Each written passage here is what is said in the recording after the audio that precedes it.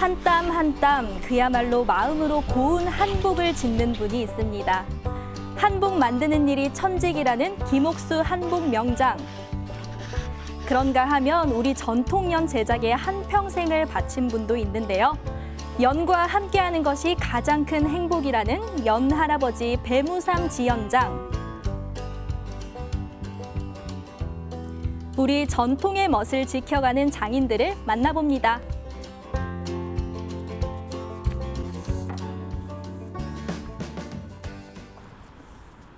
첫 번째 주인공을 만나러 간 곳은 부산 명륜동. 가게 안에 들어서자 전통의 분위기가 물씬 느껴지는데요. 차이나 카라에다가 핀타 같은 이거 끝도 정말 아름답네요. 그렇죠. 화려한 자태의 다양한 한복들. 하나하나 저마다 다른 디자인으로 눈길을 사로잡는데요. 이게 다 입은 솜씨라고 합니다. 궁중 한복인데 궁중에서 당이라 해서 당입니다. 당이 조선시대 때 궁중에서 입었겠죠. 목단 문양을 쳤습니다. 목단. 부귀영화를 뜻하죠. 같은 애복입니다. 애복. 신부들이 입는 소매는 시스루로 해서 삐침을 줘서 아주 좀 시스루. 그러니까 이게 조금 보이는 거죠, 투명하게. 네. 뭐 하나의 작품 같네요. 품격이 느껴져요. 예. 저는 깃의 아주 중요성을 저는 느끼고 있는 게 첫째, 사람의 어떤 인체에서 얼굴 부분을 가장 두드러지게 나타내는 이 부분입니다. 그래서 동전이 달리기 때문에 아주 깃의 중요성을 저는 많이 느끼고 있습니다. 설명절이 다가오면서 분주해진 요즘. 아무리 바빠도 한복의 멋을 좌우하는 깃 만드는 작업은 김옥수 명장이 직접 손바느질로 마무리한다는데요. 한 땀 한 땀 한복 짓는 일에 청춘을 다 바친 세월. 그녀는 지난해 고용노동부가 선정한 2020년 대한민국 명장에 이름을 올렸는데 한복을 시작한 지 무려 40년 만입니다. 70년도 말 80년대쯤 돼서 가정교육 굉장히 갑자기 어려우시게 되었어요. 그래서 부모님들은 시골로 올라가시고 오빠 같은 경우에는 또 대학을 다니고 있고 또 좋은 대학에 있다 보니까 저는 이제 제가 포기하면 오빠는 다닐 수 있겠다 하는 생각에 제가 포기를 했습니다. 학업을 포기하고 들어선 한복의 길. 타고난 바느질 솜씨로 그녀의 한복은 널리 인정받게 됐고 국내외 패션쇼 등 한복을 세계 각국에 알리는 자리에도 초대되어 한복의 멋을 선보였습니다. 정말 잘한 것 같습니다. 또 제가 여러 가지 이 색상에서 오는 어떤 느낌이라든지 저 정서하고는 너무나 잘 맞는 것 같습니다. 재밌으세요, 만드시는 거? 네, 저는 밤을 새워서 일을 하라 해도 이 일은 피곤함을 못 느낍니다. 그런 그녀 곁에 있는 또 한 사람. 폭판기 시대여가지고 이게 동전이 곡선이 외국 집선이 분이시네요. 아니고 들어가는 건 한 2cm 정도. 러시아 출신의 올가 씨는 결혼 후 부산에 살고 있는데요. 러시아에서 패션 디자인 일을 한 그녀는 우연히 한복에 매료됐다고 합니다. 동전에 이게 반듯하게 달려야지 옷이 마무리가 이쁘게 되는 거죠. 이쁜 원단 만지면서 마음이 더 이쁘잖아요. 저는 항상 저도 만드는 손에서 나오는 만드는 한복이 사람 딱 맞게 이쁘게 입은 거 저거 옥수 기분이 좋고 저도 우리 10년 넘었잖아 그 만들고 하니까 계속 뭔가 새로도 받은 것도 있고 항상 즐거워요. 10여 년 전 김옥수 명장을 만나 그때부터 한복을 제대로 배우게 된 올가 씨. 김 명장은 여러 제자들 중에서도 한복에 대한 열정만큼은 올가 씨가 최고라고 말합니다. 정말 우리 한복을 뒤를 이어서 외국인이지만은 또 우리 한국 국적을 갖고 있고 한국 사람이잖아요. 단지 푸른 눈을 가졌다는 것 뿐이지. 그래서 이 한복을 계속 이어갔으면 좋겠다는 생각에 항상 마음이 항상 애처롭습니다. 대단한 거죠. 예, 아끼고 싶습니다 항상. 예. 그날 오후 단골 손님이 옷을 찾으러 왔는데요. 아 예뻐라. 이렇게 요거 여기 겹쳐서 입으시고 이거는 안에 예쁘네 얘. 안에 조금 얇고 하니까 예, 겨울에 예. 이제 요 예, 예. 패딩 조끼를 입어서 따뜻하게 하기 위해서 여기다 안도 이렇게 누벼서 조금 더 보온성이 있게끔 했습니다. 아 그러네. 입으면 뭔가 이렇게 옷이 그냥 한복이라는 느낌보다는 어떤 작품을 입는 것 같이 옷이 이렇게 살아 있는 느낌이 들고 그럼에도 불구하고 옷이 편해요. 그래서 선생님 옷만 자꾸 찾게 되는 것 같아요. 어떤 옷인지 한번 볼까요? 좋습니까? 딱 맞고 딱 좋습니다. 올 설에 입을 설빔이라는데 정말 단아하죠? 저고리만 입으면 추우니까 요 예, 예. 패딩 조끼를 이렇게 입으시고 이렇게 빨간 구름을 또 달아서 포인트를 이렇게 준하면 좋습니다. 알겠습니다. 하얀 바탕에 빨간 고름이 한복의 자태를 더욱 빛내주고 있는데요. 절제된 한국의 미가 그대로 느껴집니다. 너무 마음에 듭니다. 일상생활에 입기가 불편하다는 우리 한복 그런 이야기가 많습니다. 그래서 한복을 조금 불편함을 개선을 해서 대중들이 편안하게 입을 수 있고 명절 때도 조금 한복을 입고 즐길 수 있는 그런 한복을 만들고 싶습니다. 또 다른 주인공을 찾아간 이곳, 바로 부산 전통예술관인데요. 여러 장인들의 작업실 중에서도 늘 불이 밝혀져 있는 이곳은 전통연의 명맥을 이어가는 배무삼 선생의 작업실입니다. 오랜만에 만나는 전통연, 누군가에겐 오래전 명절의 추억을 떠올리게 하는 그리움인데요. 연 하면은 보통 크게 이제 세 종류로 나누는데 방편, 꼬리연, 이제 장장연이라고도 그러죠.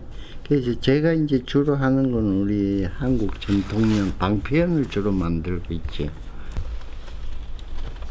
이 연이 바로 배무삼 선생의 대표 작품이라고 여기 합니다. 이제 전통 동네 지방에서 주로 날린 동네연이라는데 요 문양은 제가 동네 전국 대회에 처음 참가하고부터 요 문양을 만든 겁니다. 요 색칠을 해가지고.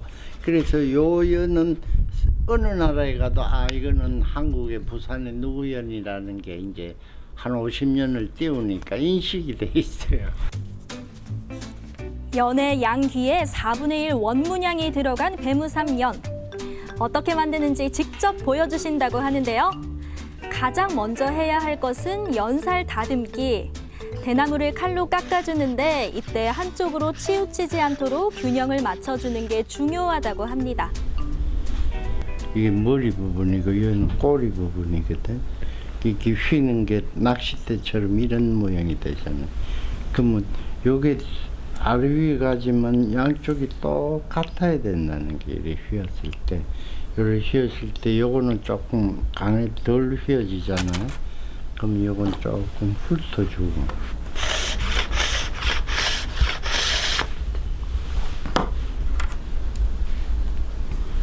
강도를 이렇게 연은 맞춰줘야 이렇게 돼. 과학이네요. 얘기를 네. 들으니까. 정말. 신기하네요. 이렇게 연살이 준비되면 여기에 접착제를 바른 후 한지를 붙여주는데요. 이런 방패연 하나를 완성하는데 꼬박 하루가 걸린다고 합니다. 50년 가까이 매일 연과 씨름하면서도 연과 함께하는 인생이 가장 행복하다는 배무삼 선생. 73년도에 1973년도에 해운대 백사장에서 연대회를 합디다. 거기서 이제 처음 참가를 했는데 못 모르고 되니까 한번 참가를 했는데 참가를 하고 나니까 그 후에 보니까 그 다음에 또 이제 참가를 하는데 이 주최 측 어르신들이 부르시더라고요.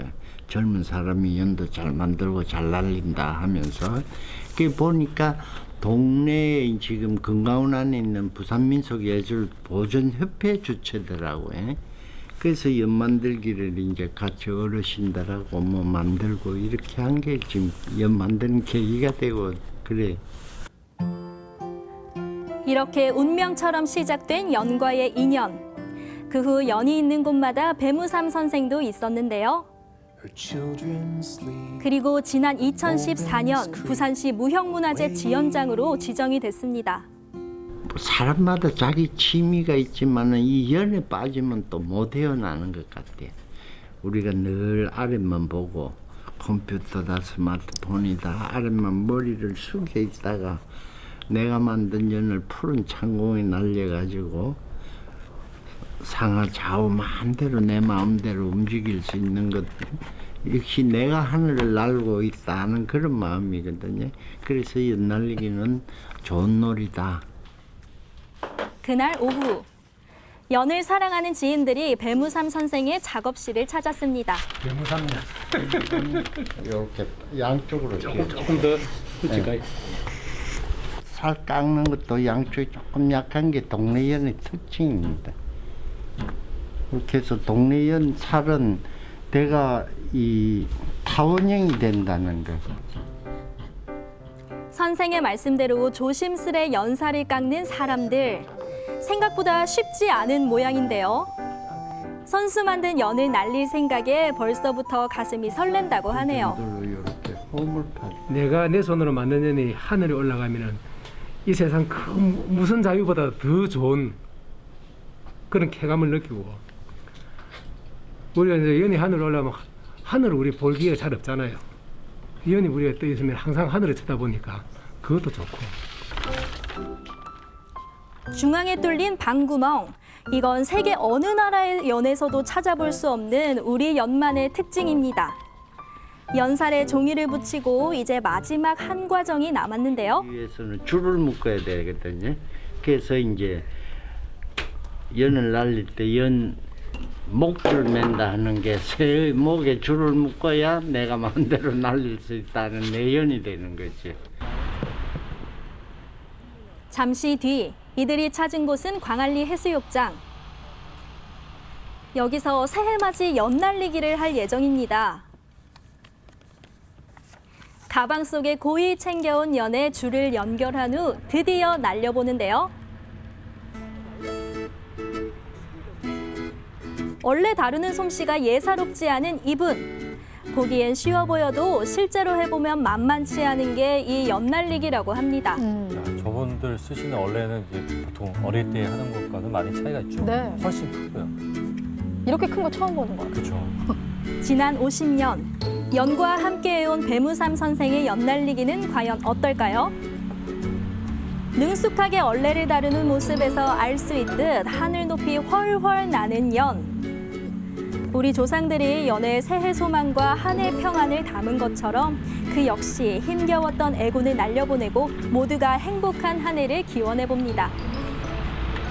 동네 전통연이 잊혀지지 않고 꾸준히 전성 보존돼 가지고 개성되었으면 하는 바람이고, 또 이제 우리 코로나로 인해서 작년에 또 한 해 힘들었잖아요. 모든 연날리기도 중지되다시피 했고, 그래서 금년에는 하루빨리 코로나를 연에 실어가지고 다 날려버리고 좋은 날들만 새해 여러분들께 있기를 바라는 마음입니다. 세월이 흐를수록 더욱 그리워지는 것들이 있죠. 어머니가 마음으로 지어준 한복 한 벌, 그리고 설을 앞두고 아버지가 만들어준 전통 연까지. 우리 전통의 멋을 이어가는 장인들이 있어 든든합니다. 네, 한복 만드는 장인과 하늘 높이 훨훨 나는 연을 만드는 장인 만나보셨는데요. 제가 유난히 한복을 좋아해서 한복 모델 선발대회에 나갈 정도였는데, 물론 결선에는 올라가지 못했지만 그때 봤던 아름다운 한복들이 다시 생각나서 참 기뻤습니다. 두 분은 어떻게 보셨나요? 곧 설 되니까 말씀하신 김에 네. 설 때는 한복을 한번 입고. 네. 저도 그 생각 해봤습니다. 기대해 주세요. 네. 예. 네. 아니요, 뭐 기대하고 그 있겠습니다. 기대를 그쵸 우리가 한번 해보겠습니다. 알겠습니다. 연을 옛날에 어떻게 날렸냐면 그 초하루부터 이제 대보름까지 이 기간에만 연을 날리고 연이 하늘 높이 떠오르면 이제 잘라서 내보내는 거죠. 그리고 그 대보름 이후에는 연을 날리지 않았어요. 근데 그때 이후에도 연을 날리는 사람들이 있었는데 우리가 고리백정이다 이렇게 놀렸어요. 왜냐면 네. 연하고 노느라 농사 준비가 늦어질까 봐 아. 걱정하는 소리였다고 합니다. 네. 재밌네요. 저는 저도 이제 한복을 굉장히 좋아하기 때문에 네. 한복을 짓는 명장님 보면서 참 우리나라 한복이 참 아름다운데 이걸 이 세계에 널리 알리고 계시는 모습이 참 인상적이었고요. 정말 인상적이었던 건 그 러시아에서 온 네. 제자 있었잖아요. 그렇죠. 올가 그분. 네, 아니 한복을 만약에 입고 즐긴다 이래도 참 박수를 쳐드리고 싶은데 이거 직접 배우고 계신다고 하니까 맞습니다. 정말 놀라웠고 예. 많이 응원해드리고 싶다 그런 생각이 들었습니다. 네, 올가 씨는 한국분과 결혼하면서 부산에 정착하셨는데요. 처음에는 한복에 세게 매료돼서 한복 일을 시작하셨다고 했는데 10여 년 전에 김옥수 명장님을 만나고 나서부터 그 실력이 훨씬 업그레이드 됐다고 합니다. 앞으로도 스승과 제자 두 분이 한복의 멋을 널리 알려주세요. 네, 생생투데이 사람과 세상 오늘 저희가 준비한 소식은 여기까지입니다. 함께해 주신 여러분 고맙습니다. 고맙습니다.